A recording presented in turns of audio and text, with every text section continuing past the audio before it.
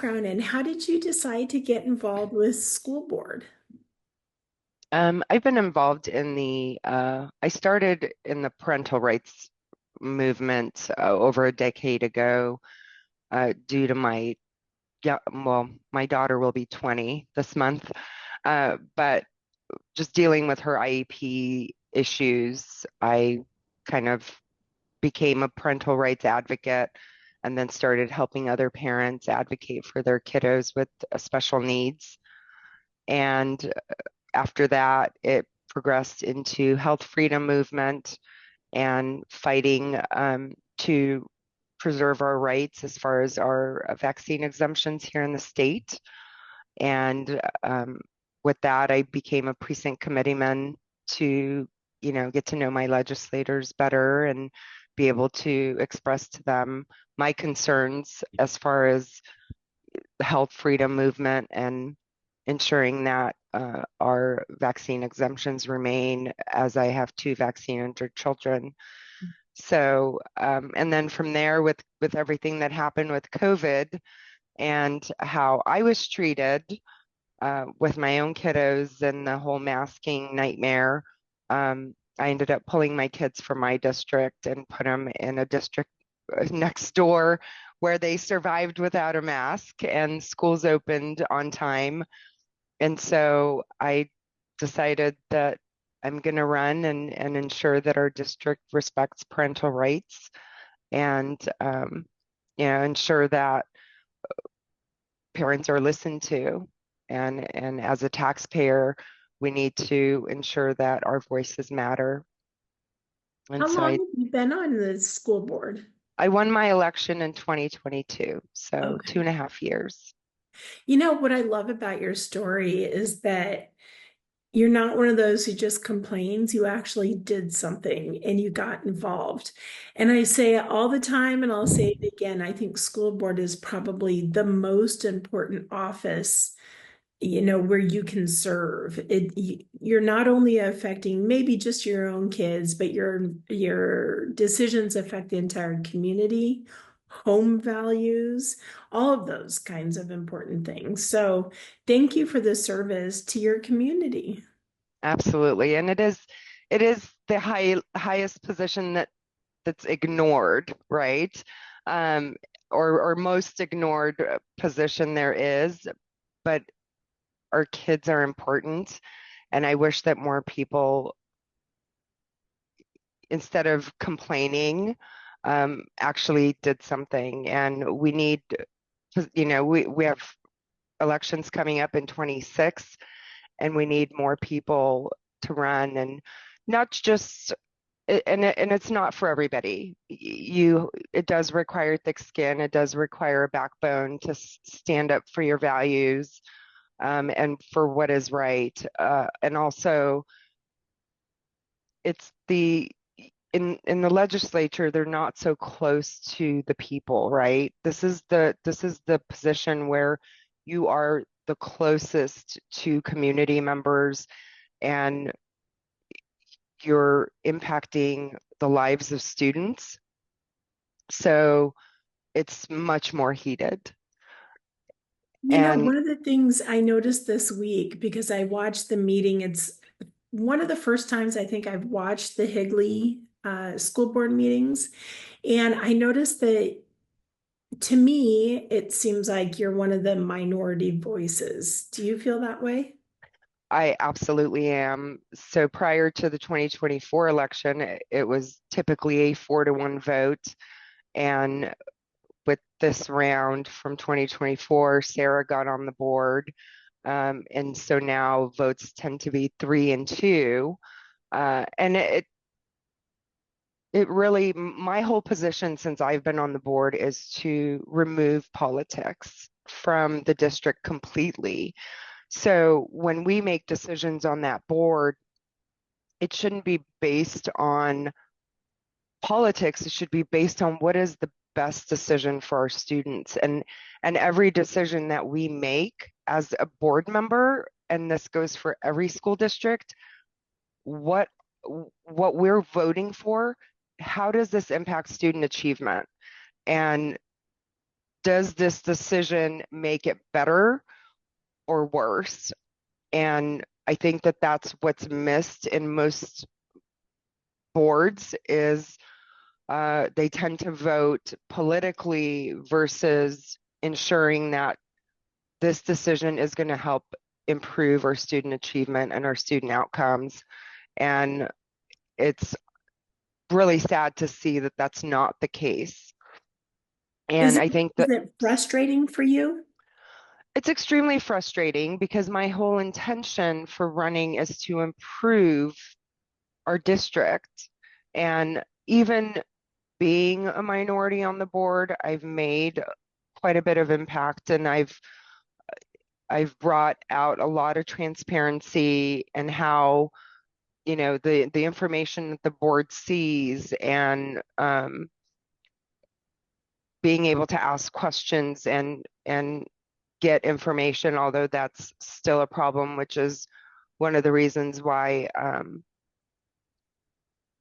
uh, Karen Warner ran the bill to allow board members access to information so that we can do our job better. We're better informed, and unfortunately, that bill was vetoed this week. But ultimately, all the decisions that we make as school board members has to be to improve student outcomes, and all the politics need to be put aside. And unfortunately, it's not the case. So what I noticed was that there was a discussion about an M&O override election, and it was just 6 months ago, and it that the people voted one down. Now it was a narrow vote, and the case was made that in order to continue the programs that you offer in your district, that this money is necessary. What are your thoughts on that? Well, my argument has been that we have carried over 20 million year over year in M&O funds. And so during COVID, when they had those ESSER funds, they continue to use those funds versus using the funds that we were getting from the state. So they've managed to carry over those funds. There used to be a state law that your M&O carryover could only be about 4% um, over. And when they lifted that law or appealed it, um, it's allowed school districts just to grow these carryovers. And I believe last the CFO mentioned we're anywhere between 15 and 20% over. And so I've said the last 2.5 years that we need to be utilizing those funds that we have in our bank account, and we need to go back to functioning in the manner that we were prior to the SR funds, prior to the COVID money coming in. And we were able to, the school was able to thrive in those times. Why can't we do that now? And we've heard people say, live within your means. And I believe in that. And we all have our own budgets in our lives, and we have to be able to budget in a way that we can afford to pay our bills and keep the lights on and live our lives within a certain budget. And schools shouldn't be an exception to that. And I understand, one of I, our school has amazing programs, and I get that funding is needed to run those programs. But those programs existed before COVID money. And so how did we manage then, but we can't seem to manage now? And that's a big concern. That's my question. Where's the disconnect there? Yeah. How I did you think they manage? just got used to having this excess money. Okay.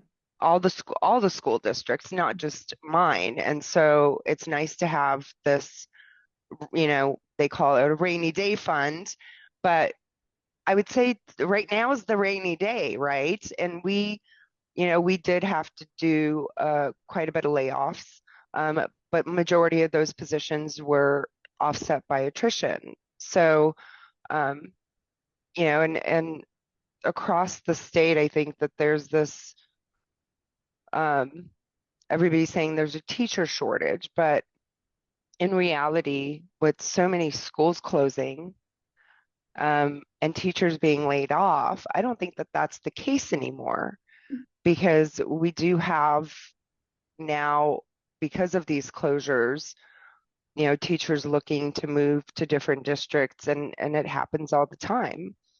And on a monthly basis, we have anywhere to 20 to 40 resignations, and then we're able to, then have other people join from other districts. So a couple years ago, we voted on raises, and my concern there was let's they provided an option of a 3% raise across the board. And my recommendation was, how about we do 3% for the teachers and 1% for the administration? Because when you look at it in a 3% at the administration salary, that's way more than a 3% on a teacher's salary, knowing that we were dealing with the potential financial, with the overrides failing. And obviously, my recommendation was not taken. The vote was passed 4-1 prior to 2024. And here we are going, okay, we don't have enough money in our M&O to be able to do further, future raises. And we didn't pass raises for next school year. But again, this was my whole intention. Let's put the money in the classroom, and then maybe we can have a different conversation. And when you look at the finances, the money in the classroom has decreased and administrative expenses have increased. And that seems to be across the state of Arizona, and if not national. This is so interesting. So my daughter is in college now, but for years and years and years, it was always the money going into administration, and it's always been a focus of why is there a certain amount going to admin instead of the classroom? Why are we still having this conversation after 15, 20 years? Right. And then you look at the increase in administrative positions compared to the number of students, and that seems to be a problem. And then there's also, as I mentioned in the board meeting on Tuesday, there's also the increase in student support services. And unfortunately, the number of kiddos with special needs is increasing. So obviously, that's going to increase the costs. We are also there's a lot of services that the district doesn't offer, so we outsource for those types of services. So special needs kids are either bused to other facilities like Banner, or I forget, ACES, I think, is another one, where they provide them certain services that we can't. So there's that cost as well. And, possibly their cost has increased, which then impacts our budget. Um, but then also the uh, the increase in social emotional learning. So at the board meeting, I asked for a breakdown of what these expenses entail because I want to see, we just see, support services and a millions of dollars, but what is covered under there is important to also know as a board member and as a community member, how much of that is going to social emotional learning, for What did you instance. find out? Did you get the I have answers? not gotten the answer for that yet. Do you think you'll get an answer for that? Absolutely, yeah. He's our CFO is very responsive, so and I'm guessing it'll take some time to break that down to provide. So I'm looking forward to finding out what that includes. Do you think that SEL will continue to grow in schools or continue to be a way forward, or do you ever see that being scaled back? I can't really say for sure. My hope is that we scale it back because our entire purpose is to educate students on those core subjects that unfortunately kids are failing, right? Uh, our our science proficiency, for instance, prior to COVID was in the 70 percentile. And after COVID, it's been in the 30s. And we're just barely, I believe the last report showed that like we're about 40 to 43 percentile in just science alone. And the district does pride themselves on being over the state average, but we can't compare ourselves to, when you look at the state average, it's such a failure. So we can't really pride ourselves on being better than the worst. And we have to look at our own numbers year over year and go, okay, what is working, what isn't working, and how do we improve that? The last time I questioned that, I was told that the state testing is the problem because when kids fail the state test, then they determine where the kids did bad, and then they teach them on those things to ensure that they pass the following year. And then apparently the test changes again the following year. So my recommendation is, have we sat down with the Department of Education and said, how do we fix this? Not to make it easier necessarily to have kids passing, but I also don't believe in teaching to test. I Mhm. I want to be able for us to teach the children so that they learn the subject, so that no matter what test they're given, that they can excel in based on the knowledge that they have from just learning the subject. Um, Okay, so I'm going to stop you there because this is really interesting to me. For years, I've heard about, teaching to the test, right? Teaching those specific things. As a parent, I would think that you would teach all things in that subject, right? And the kids would master all of that. But you're saying if they fail a certain part of it one year, they focus it on the next year. And so now maybe the kids aren't learning all these other parts of the Correct. So subject. I Did I think that explain that right? yeah, so I think most of the year that they're concentrating so much on learning what is required for that test, for that state test, and that the attention for this test is so important to school districts because it grades the schools. That's where they get their school letter grades, right? Based on these state testing. And so they have to pay attention to ensure that the kids are taking these tests and they're taking them so that they're passing because it reflects on how well they're taught that subject and how the letter grade is given to the school and the district itself.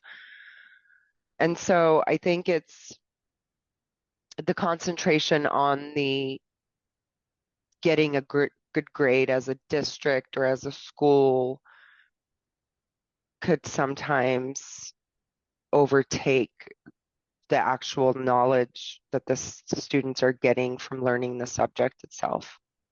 Are there any states that do this differently where the children fare better, the children are doing better? Are there any other states that we can look to try and model after them? I mean, To I be guess, honest, I haven't looked at other states to know that. yeah, I mean, why are we at the bottom for funding? We have this teacher, and like you had explained too, teacher shortage, and maybe it isn't as much of a shortage as we think. But we seem to be at the bottom on a lot of these things. Why are we not looking to states that are getting it right? Yeah, I mean that's definitely a question for the legislature and the Department of Education. But as far as funding, I mean, we're the highest funded that we've ever been in the state, right? Um, when you look at the history, just our state alone, we're close to $15,000 per student. That's, and so it might be lower than other states, yes, but then the cost of living here also has to be considered. When you look at states like California and their teachers are making over $100,000 a year and they're getting more funding per student, but then the cost of living in California is ridiculous too. So I think all those factors come into play. And that was one of the comments made by our board president was, blame the state. But again, like we have to keep in mind that this is the highest funding we've ever received. So when we were receiving less funding, we were able to operate. And now that we're receiving up to $15,000 a year per student, all of it, it's a problem. Yeah. So I come from a background of finance, and I worked in for a major bank for 20 years, and so numbers are my thing, and so even my personal finances, like I down to the penny, and we need to do better and stop blaming people, and um, you know we have to function with what we've got. And that doesn't mean, they're not going to have lobbyists to lobby and the teachers unions lobbying for more money. That will never stop. And I don't think that there could ever be enough money, right? Right, But just because you throw more money at something doesn't mean it's going to make it better. right, The states that do have more funding, their student achievement and outcomes aren't any better. So, and I don't remember which state it was, possibly Kansas. I don't know why that state comes to mind, but they have top-notch funding and extremely low scores for the kiddos. so can I ask you about ESA and school choice? What is your opinion on school choice, and what are your thoughts on more families choosing it? I am absolutely for parental choice. And I think that it creates an environment where uh, schools can compete. And if we want to retain more of our students, then we're going to have to do the things that what are charter schools and what are private schools doing that are attracting more families?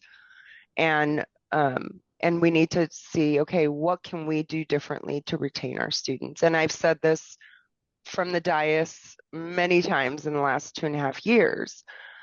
If we're losing anywhere from 200 to 400 students a year just in the time that I've been on the board. We do get other, the trade-off, for instance, the last presentation we had, I want to say it was like 25 student difference from what left and what came in. But we can't look at just that 25 number, right? We gotta go, well, what could we do differently to keep those that left? Right, Imagine if we kept the kids that left and then took on the students that came in and the funding that would come with that. So, and I said it on Tuesday when we had the discussion regarding the override. Parents have lost trust in the district, and when we have the majority of our board makes constant decisions, everything is passed with no questions asked. If you noticed, I was the only one really asking questions on Tuesday, and that's the case for every board meeting. Um, I'm I take the time from the time we get our agenda, I take the time and I do the research on every single item on that agenda. And I don't feel like that's the case with everybody else. And so I go in with questions, and when I first got on the board, my recommendation was that all the questions that we ask behind the scenes is put on our website so parents can see what questions we ask behind the scenes. So we're as transparent as possible. Um, but, asking the hard questions is necessary, and ensuring that we as a board aren't passing things based on our politics. And it's those politics that are pushing parents out. It's these sexually explicit books that we're giving to minors that are pushing parents out. Uh, and I don't know if you saw the beginning of the meeting. There was a upset parent about rape allegations, and we have to do better. Yeah. Um, we have to ensure that our hiring processes are good, to where we don't have um, the sexual misconduct cases are through the roof in the state. I had to deal with the investigator at the State Board of Education for something, and he said to me that um, they get anywhere from 20 to 50 reports a day of sexual misconduct a day.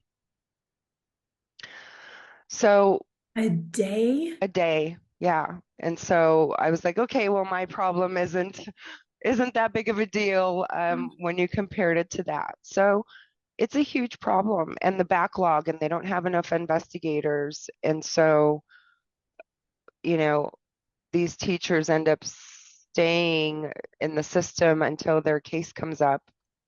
And then a lot of times they're allowed to resign, and then they end up in a different school. And it's the whole system is just bad. So again, I'm glad that you brought this up because I am working on an investigation on educator discipline here in Arizona. And I just talked to Tom Horn yesterday, and the person that I interviewed before had put it, you look at the Catholic Church, right? The scandal there. If you look at what's happening in Arizona schools, now this is his words, not mine. If you look at Arizona schools, this is just as big of a scandal. So I'd asked Tom Horn yesterday about the number of cases that the state is dealing with these teacher certificates. And in just the last state meeting, there were 51 educators on that agenda that had been disciplined, 51 in one meeting. And he had said, well, if you look at the number of teachers, I mean, this is a very minuscule amount of issues with teachers. By comparison with other time periods. Now, for a while, we had a lot of catching up to do because there was a problem with the Attorney General's office furnishing sufficient lawyers. That problem was solved, so we had a particularly high number because they were catching up when they got more lawyers to help process the cases. But I don't know. I don't know how the current numbers compare. Do you have any concerns about the number of teachers? I mean, 51 teachers in one board meeting, is that unusual or is that normal? I think we have about 60,000. Oh, that I don't remember that, but I think we have about 60,000 teachers. So you're still talking about a minuscule percentage. Okay. What would be your thought on that response? that's just the amount that they got to is the problem. There's a huge backlog that they haven't gotten to yet. And I think he misses that point. Um, I know that there's been several reports from school districts where it should have been a legitimate concern, and the case was dropped. Um, so the whole thing frustrates me, but there needs to be more funding to hire more investigators to get through these in a timely manner, so that there isn't this backlog. I mean, if we're getting 20 to 50 reports a day, imagine how many haven't even gotten to yet, right? And the So, whole and process, the way that they do it at the State Board of Education bothers me as well, because it's kind of like a consent agenda item, one swift vote, and they're done. And I think that the public deserves the transparency of seeing these meetings and seeing these individuals, so that if they end up in their school, because they're typically their licenses are, if they're not revoked permanently, their licenses are suspended for a year or two and then they're back at it again. yeah, and that's the one thing that I've been looking into too, because I've been preaching for the last couple of years about consent agendas. People need to be paying attention to these consent agendas. And it really felt like at the state board meeting this last week, it was like a consent agenda. I mean, it was 27 seconds, Right. 51 educators in 27 seconds. And the And fact that they nobody, delete the and meetings nobody after 24 stopped. hours. Yeah, and nobody stopped and said, what's happening to the kids in our schools? And not a single person stopped to address that issue. What is going on? Yeah. It's frustrating. And it's not necessarily I don't know if you know, but there's committees that actually do the investigations. Mhm. And I You've believe had, I think. they have two separate committees that actually look at the records and review it, decide whether they're going to move forward or they're going to, decline it and drop the case. Um, but I also want parents to know that if, schools are mandatory reporters, so they report to the State Board of Education, but parents themselves can also report. It doesn't have to be the school. So if there is a situation with somebody's kiddo that something went wrong, that parent can submit. Even if, let's say, the school reported and the case was dismissed, the parent can now have the choice to resubmit the claim against an educator and have the case re-reviewed. Let's talk about the books. Yes, So tell me yes. about the conversation this week in your district on the books. And what stood out to me that there were 15, 15 parents weighed in on books that will be available to hundreds and hundreds of children. And I'm excited to say that we had 15 parents provide feedback across all our grade levels, 6 through 12. The majority of the board continues to make progressive decisions that further alienate the very people we are elected to serve. Can you Right. talk a little bit about that? Yeah. Close to 12,000 children. Well, and I mean, I believe these books were specifically for the multicultural class that we have. And I don't know if you've seen uh, in the two school year, yeah, 2 school years ago, there was a parent that showed up and spoke about uh, the bluest eye that their child was given in a classroom. And then that's kind of how we found out that this was even happening.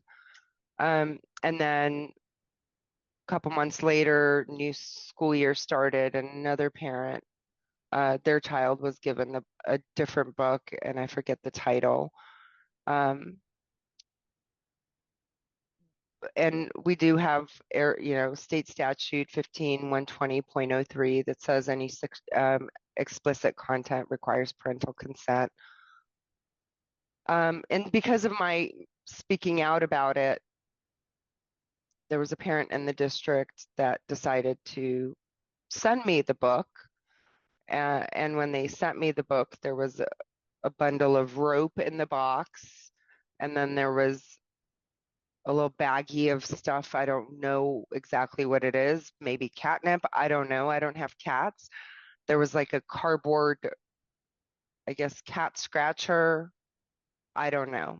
But the book was about rape and sodomy and bestiality and all this stuff. So I was like, okay, I don't know what the purpose of this rope stuff is. Like, or is this a threat? I don't know. And I was even the box was sent to the district office, and the secretary called and said, hey, we received this, and I was out of town for a funeral. And so I was like, okay, don't open it. I don't know what's in it. I can't trust. So anyway, I got Gilbert PD involved, and ultimately the case was dropped. Nothing happened with that. But because of me speaking out against these books, I've become a target. That parent also decided to send the parent who spoke out the book to his workplace, and they doxed him on social media and shared his work information. And so, they thought it was she thought it was a good idea to send this parent a book to his workplace. And mind you, the parent that spoke out, he's got a double PhD, he's a physician and very intelligent man. So I think he knows how to read a book. And it's been crazy. And so I've been the only one speaking out against these books. And I think it's inappropriate that even though the state law says parent can consent, the fact that in an educational environment, we're giving these types of books to minors. And as I Well, said on Tuesday, they're minors. yeah. Well, another point that you made as well is if the parent wants to opt out, essentially the child is punished because then they can't be in the classroom. They're the ones that have to leave. Correct. And so we are segregating kids, even though our board president said we are not segregating kids. No, we are. They're being segregated based on an opt out option. Those kids who opt out can't be in the classroom when the book is being discussed. So they're having to be in another environment, um, doing the assignment alone, um, because they can't participate as a class because we're giving kids explicit books to read in a classroom and then discussing those topics with their teacher, which is inappropriate in itself. In my story that I wrote yesterday, it was under the "we can't make this up" part. I started with, are there no other books? I mean, Right. are there just no other books that we Yeah. can teach in our Well, schools? according to the individual that managed the committee and is in charge of all this, she claims that no, there are no other books that meet the requirements of this multicultural college class. Which I find so hard to believe considering there are over 50,000 books that come out every year. And It makes it's, my head hurt. yeah, yeah. And what were we doing prior to, you know, all these years that we couldn't educate kids with proper books, that it requires teaching kids about sodomy in order to have them read a book? And yeah, so I think that whole multiculturalism is also a whole nother issue that um, would take forever to even discuss. But and I get it's parents opt in for this class.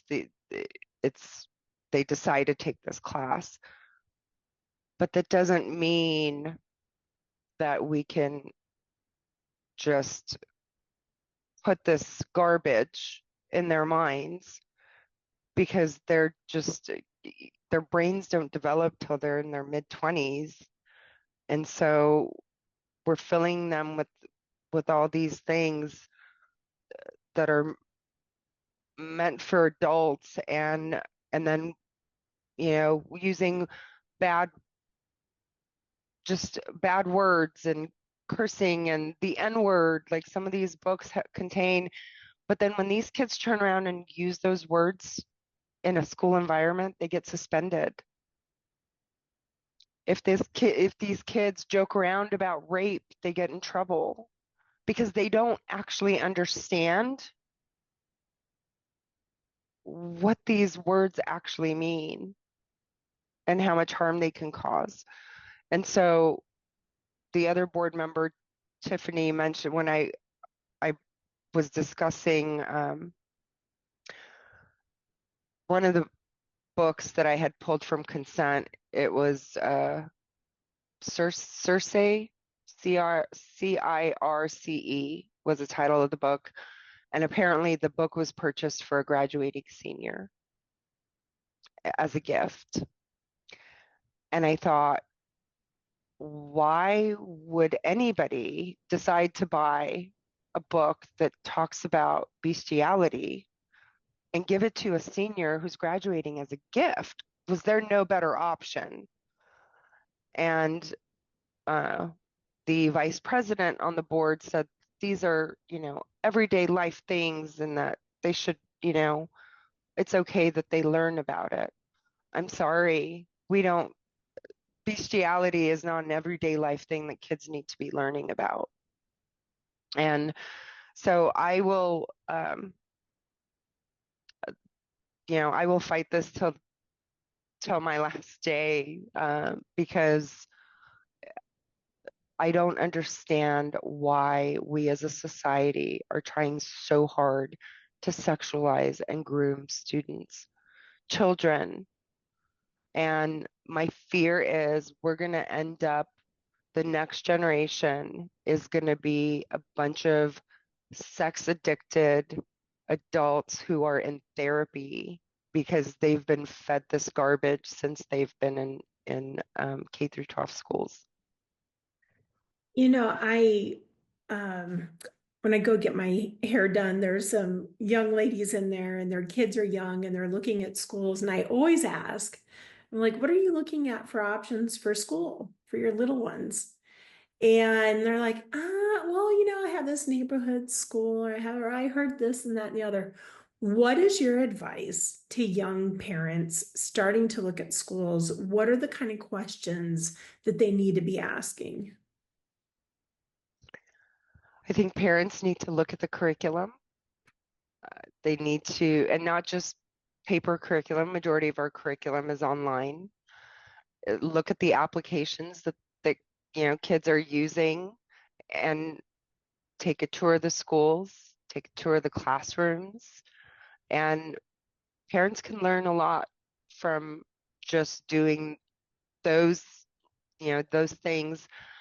But a lot of these, and I'm sure you've heard the whole copyright thing, like we can't share the curriculum because of copyright issues. But one of the first things that when I got on the board, I questioned was an application called Pebble Go. And the app, even though it's teacher, assignments are teacher assigned, but these kids can take their laptops and their, iPads home, and they can dig through these apps. And if you did that, you would end up finding all these inappropriate things. And then there's a library, 24/7 library in the application that you can just go and read any book you want. A lot of inappropriate books. So parents need to look at everything that their child would touch, the classrooms, the curriculum, and just every aspect of the educational setting, and then compare it to a charter school and compare it to a private school. And there's micro schools. There's just so many options for parents, and I'm glad that parents have that option. And because of me being pro parents' choice, I'm considered anti public education. And I find that funny because I wouldn't give 4 years of my life if I was anti-public education, right? Um, my kids have been in public education since they started school, and I just think that back to your previous question, being pro-choice, parents and school districts, I mean, have to then figure out if we can't just keep complaining and asking for more money, that we need to make this decision and choice that what are we going to change in order to retain and bring in more students.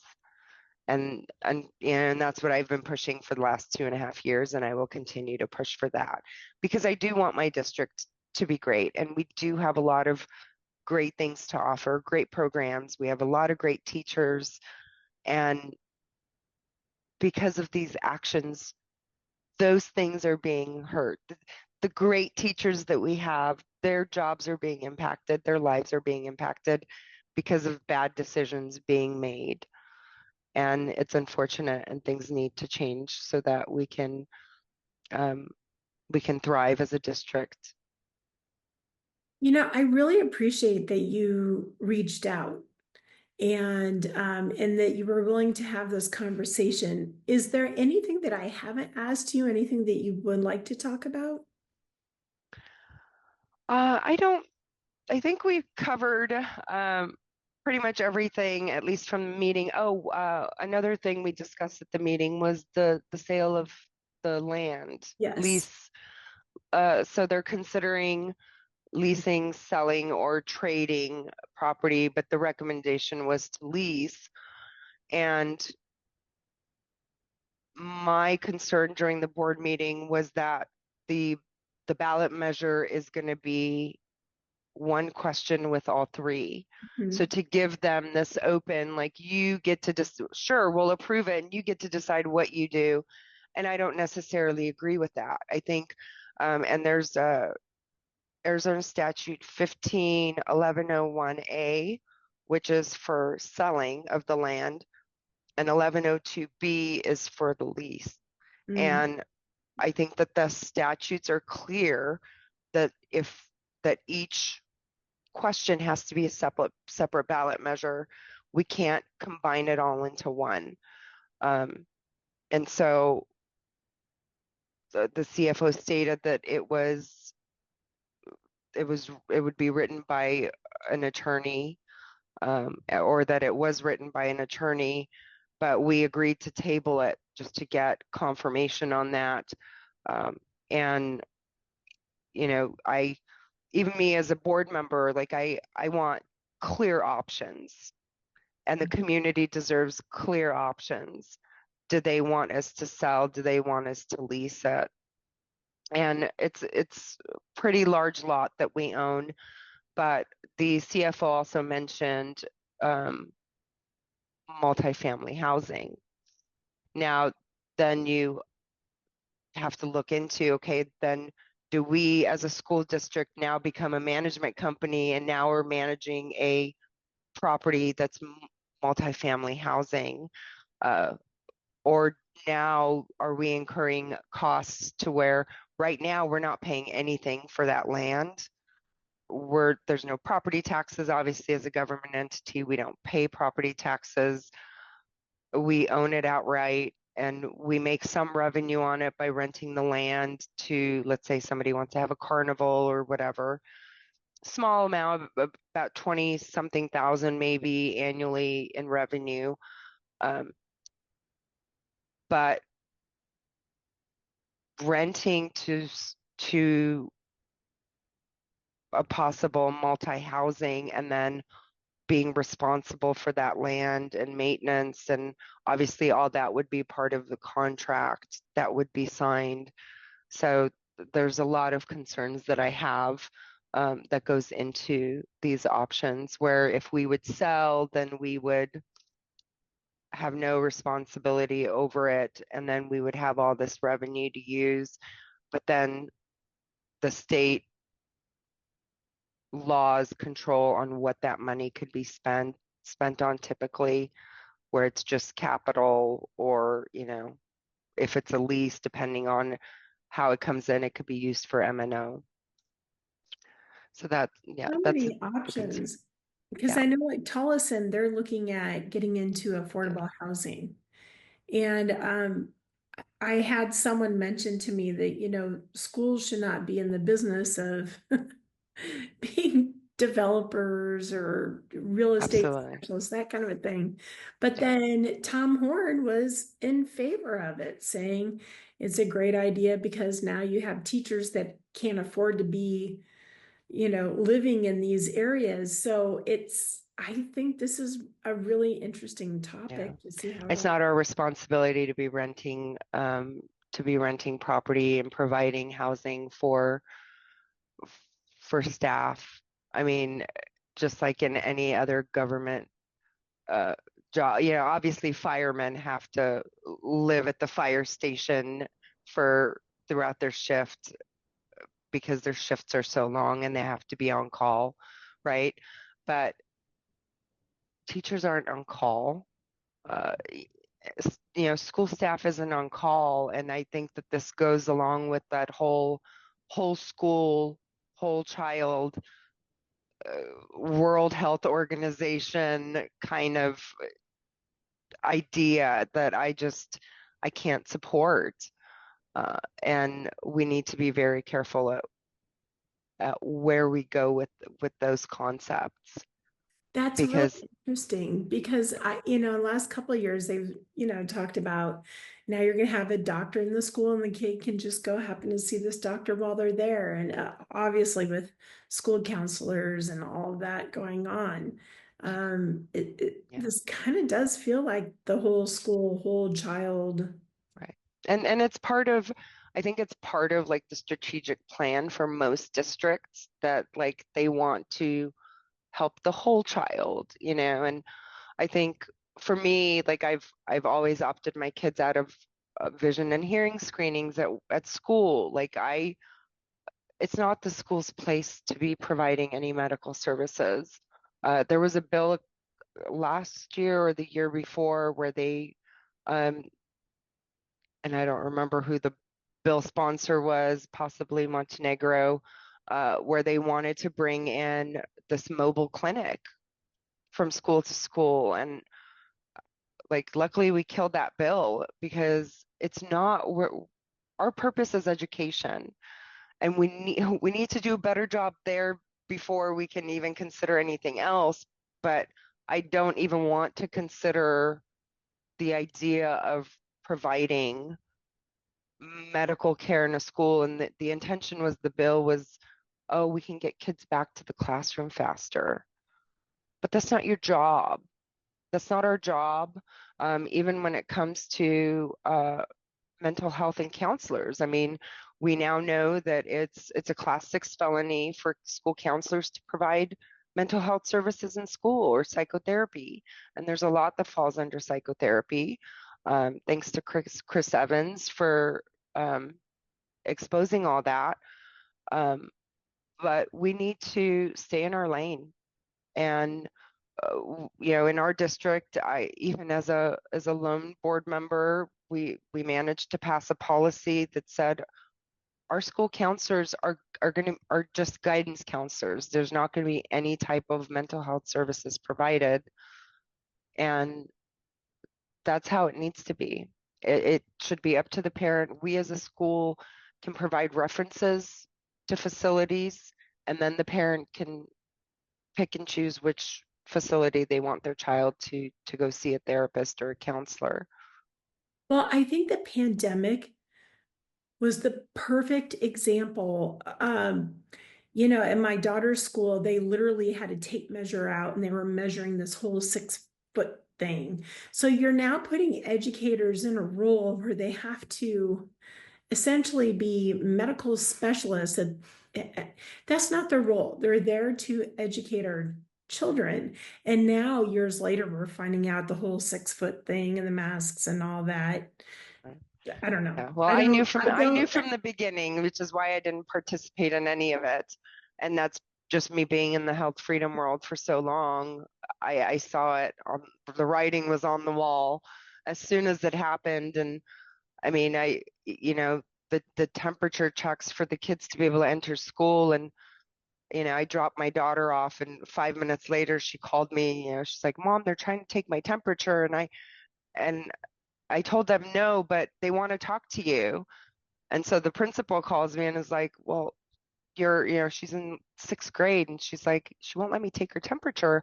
I'm like, "Because it's my right as a parent to decline that from occurring, and it's under the parental bill of rights. Like, you can't take biometrics of my child without my consent."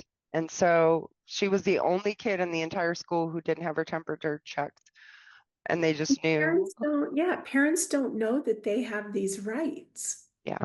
And I think that's what they count on, is uh, the ignorance of parents, and the lack of fight, and that if they make it hard enough, the parents would give up. And that's the biggest advice that I can give to parents is know your rights and don't give up fighting for them or your kids, because we are the voice of our children until they get old enough to be able to speak for themselves. So those, elementary level students, like, we have to be their voice, and we can't, we might get threatened with attorneys and try to shut parents up, but we can't. If we know our rights, we know how far we can take it.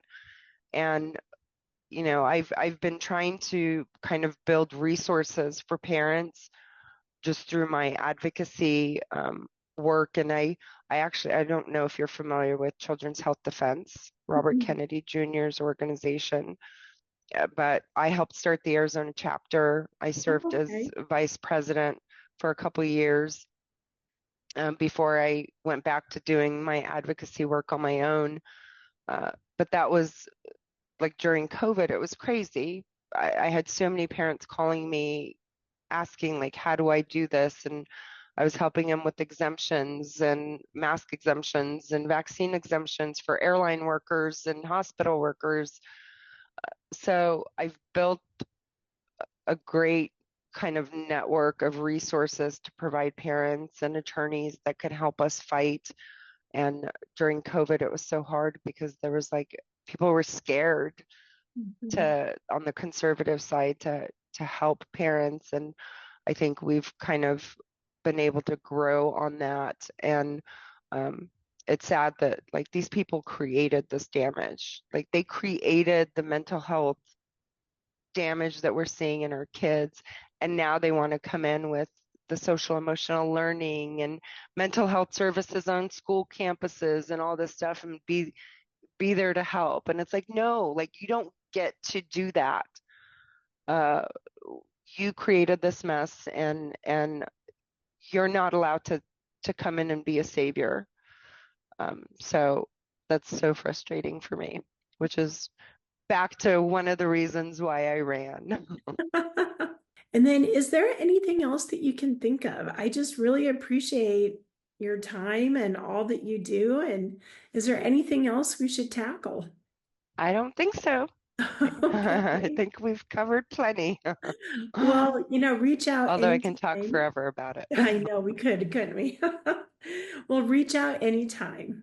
I appreciate it. Thank you. Yeah, and I appreciate you and thank you.